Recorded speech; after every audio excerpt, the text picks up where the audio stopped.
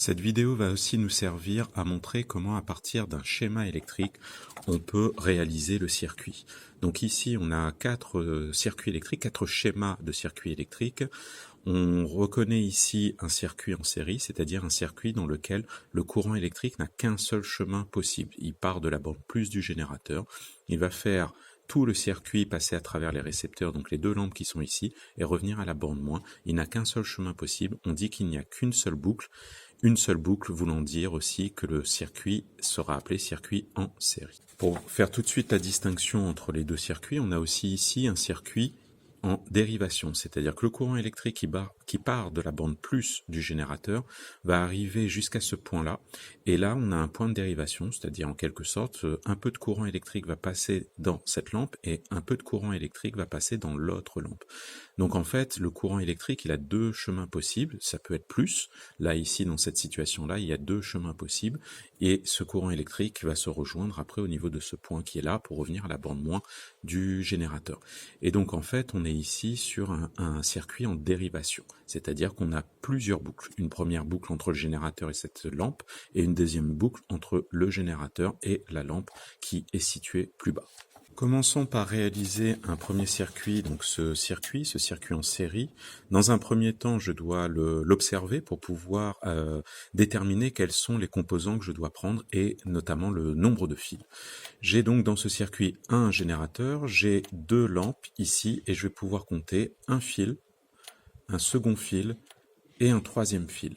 Donc je dois prendre les composants nécessaires pour pouvoir faire ce circuit. J'ai donc dans un premier temps mon générateur Gelin qui est ici, un générateur de tension continue que j'ai réglé sur 12 volts et en mode continu, donc sur le côté DC, et c'est ici que je vais récupérer la tension, donc j'ai un générateur au niveau de ces bornes-là. Je vais aussi utiliser deux lampes.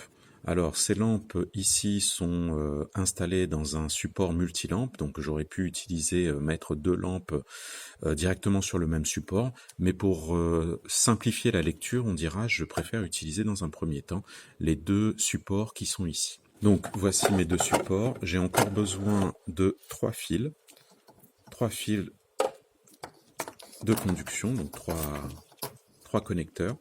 Donc j'ai ici mes trois fils, j'ai choisi des câbles rouges un câble rouge et des câbles noirs pour respecter un code couleur qui est qu'en général on utilise un câble rouge pour la borne plus du générateur et un câble noir pour la borne moins du générateur.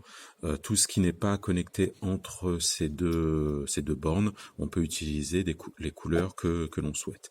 Bien sûr, au niveau du câble, on a un conducteur métallique à l'intérieur, donc un fil, très souvent un fil de cuivre, qui est entouré de plastique isolant, qui nous permet de nous protéger, bien sûr, de tout risque électrique. On est bien d'accord que, d'un point de vue de la conduction électrique, que le câble soit rouge ou que le câble soit noir, ça ne change strictement rien. On est sur des normalisations, c'est-à-dire faire en sorte que, quel que soit l'électricien qui viendrait faire une intervention sur une installation, il doit pouvoir être certain que la couleur rouge est associée à la borne plus du générateur et la couleur noire est associée à la borne moins du générateur. Maintenant que j'ai pris les différents composants, je vais les installer de manière à satisfaire au schéma qui est là dans un premier temps pour pouvoir faire plus simple. Alors par souci de place et vis-à-vis de la caméra, j'ai déplacé mon générateur, je l'ai mis d'une autre façon. On a la borne plus qui est là ici et juste à côté on a la borne moins du générateur. Ça permet de se positionner dans la même configuration que le schéma qui est ici. Après, à savoir que le générateur n'est pas destiné à être positionné comme ça sur une paillasse, bien sûr. Donc, je positionne mes composants, donc mes deux lampes, mon générateur exactement comme sur le schéma, c'est-à-dire que mon générateur est situé ici, et je positionne mes deux lampes l'une à côté de l'autre de cette façon-là, de manière à convenir au schéma qui est situé ici. Je branche mon câble au niveau de la borne plus du générateur, donc là pour le moment, le fil que je tiens dans la main ici, fil rouge, donc au niveau de la borne plus du générateur, c'est ce fil-là qui va venir sur une des bornes de la lampe et de préférence la borne qui est située à gauche ici. Ensuite, je vais prendre un second câble qui va venir de la deuxième borne de cette lampe à la première borne de l'autre lampe. Alors quand je dis première ou deuxième, en réalité, une lampe possède deux bornes, il n'y a pas de sens de priorité. Donc je viens brancher ici de la même façon au niveau de la deuxième lampe.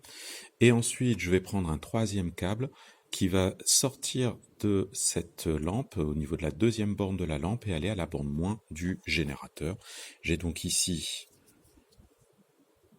ce dernier câble qui sort de la lampe et qui arrive au niveau de la borne moins du générateur. Si j'allume mon générateur, je me rends compte que les deux lampes s'allument. On a un circuit en série, le courant électrique circule dans les deux lampes, elles fonctionnent. Alors j'utilise un autre point de vue ici pour pouvoir peut-être mieux voir l'entièreté du circuit électrique. Donc pour résumer, lorsqu'on a un circuit électrique à réaliser à partir d'un schéma, dans un premier temps on regarde bien le schéma, on l'analyse complètement, de manière à pouvoir prendre les composants qui le constituent, donc ici un générateur ainsi que deux lampes, d'être en capacité de compter le nombre de fils pour pouvoir prendre juste cette bonne quantité. Ensuite, on peut disposer les composants exactement comme ils sont sur le schéma et on branche les fils à partir de la borne plus du générateur et on suit le chemin qui nous est proposé sur le schéma. J'ai un circuit ce coup-ci en dérivation à étudier. Donc je reprends mon circuit en dérivation, on rappelle la situation.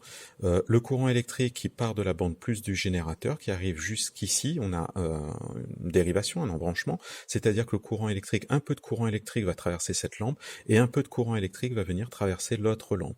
Et donc on voit bien avec ce code couleur que il y a des endroits où le courant électrique sera nombreux, plus élevé, étant donné qu'il y a à la fois le courant que j'ai mis en rouge et le courant que j'ai mis en vert, bon, on est bien d'accord qu'en réalité, c'est une certaine quantité de courant, et sur cette certaine quantité d'intensité de courant électrique, une partie va aller dans cette lampe et une autre partie va aller dans cette lampe, et que là, ce code couleur ne permet que de représenter en réalité les endroits où il va y avoir une quantité de courant un peu plus importante, donc au niveau ici de cette branche et au niveau de cette branche, et les endroits où la quantité de courant sera un peu plus faible, c'est-à-dire les branches qui contiennent ici nos lampes.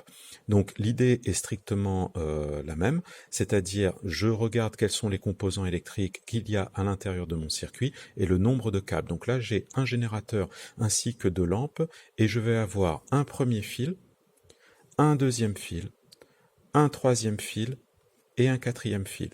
Donc j'ai en réalité 4 fils ce coup-ci. Je vais mettre une première lampe ici et une seconde lampe ici. Donc je suis bien dans la même situation, générateur, première lampe, deuxième lampe. Je vais pouvoir commencer à brancher mes câbles. Donc je commence toujours par la bande plus du générateur pour suivre la circulation du courant. Donc je vais prendre un câble rouge pour pouvoir respecter le code couleur, et ce câble rouge, je vais le brancher entre le générateur et ma première lampe. Donc voici le premier câble.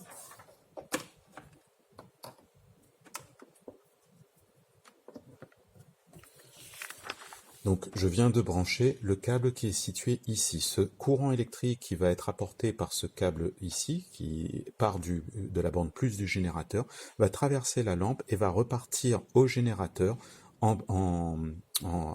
par la borne moins. Donc pour respecter le code couleur, je vais utiliser un câble noir. Et donc là, je viens de réaliser la première boucle, celle qui est ici. Je vais maintenant récupérer deux câbles supplémentaires pour pouvoir brancher ma deuxième lampe, ici dans un premier temps. Donc on est entre le câble rouge qui est ici et la bande qui est là, pour pouvoir respecter le code couleur, donc le courant électrique qui arrive par là. Je vais utiliser un autre câble rouge.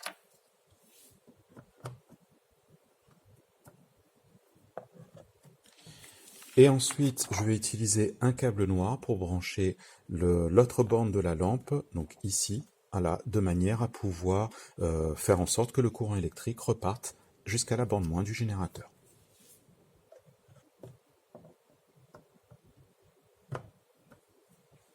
Je peux maintenant allumer, je vois mes lampes qui s'allument.